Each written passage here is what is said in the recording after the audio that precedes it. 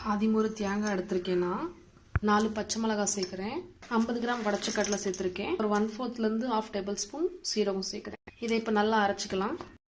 So friends, நம்ம தேங்காய் சட்னிக்காக நம்ம அரைச்சிட்டோம் நல்லபடியாக. இந்த 2 வெங்காயம் நான் வெட்டி வைக்க போகிறேன், சின்ன வெங்காயம் தான். ஸோ ஃப்ரெண்ட்ஸ், இப்போ நம்ம ஸ்டவ் ஆன் பண்ணி இதில் வச்சாச்சு.